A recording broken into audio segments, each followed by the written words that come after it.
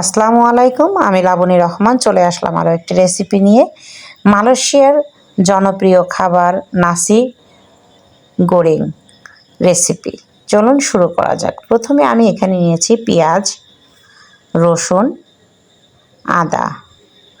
আমি এইগুলো সবগুলো ব্লেন্ডার করে নেব। দিয়েছি এখানে রান্নার তেল, দিয়ে আমি এর ভিতরে দিয়ে দিলাম পেঁয়াজ কুচি। আর পেঁয়াজগুলো নরম হয়ে আসলে আমি এর মধ্যে ব্লেন্ডার করা মশলাগুলো একে একে দিয়ে দেব।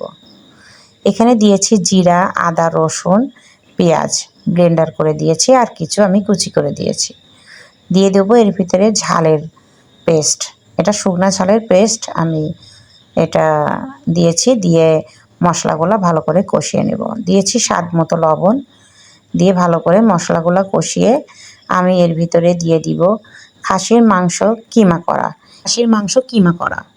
কিমা করা মাংস দিলে বেশি ভালো হয়।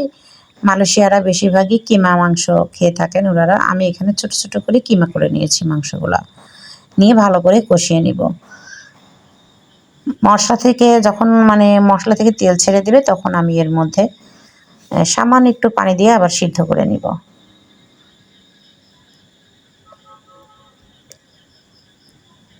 মাংসগুলো ভালো করে আমি কষিয়ে নিব। আপনি এখানে ইচ্ছা করলে অন্যান্য মাংস দিয়েও এটা রান্না করতে পারেন। মালয়েশিয়ারা এইভাবে রান্না করে।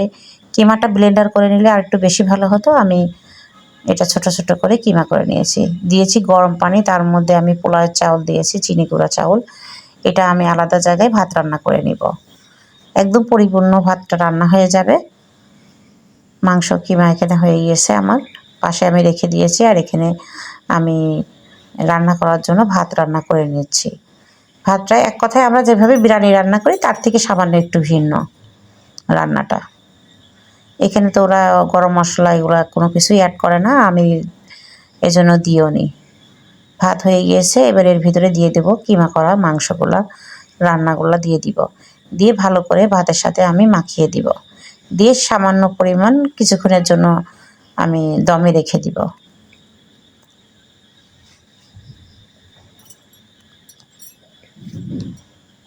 ভালো করে উল্টাপাল্টা নেড়ে আমি দমে রেখে দেব। রান্নাটি আমার পরিপূর্ণ হয়ে গেছে। দেখুন সুন্দরভাবে রান্নাগুলো হয়ে গেছে, ভাতগুলো ঝরঝরে হয়ে গেল আমার মালয়েশিয়ার জনপ্রিয় খাবার নাসি গোরেং রেসিপি। আপনাদের যদি ভালো লেগে থাকে তাহলে আপনারাও রান্না করে খেয়ে আমাকে কমেন্ট বক্সে জানাবেন খেতে আসলে কেমন। গরম গরম পরিবেশন করুন খাবারটি। আমার ভিডিওটা যদি আপনাদের ভালো লেগে থাকে তাহলে like, comment, share and subscribe করে দিবেন। ভালো থাকুন, সুস্থ থাকুন। আল্লাহ হাফেজ। Thanks for watching.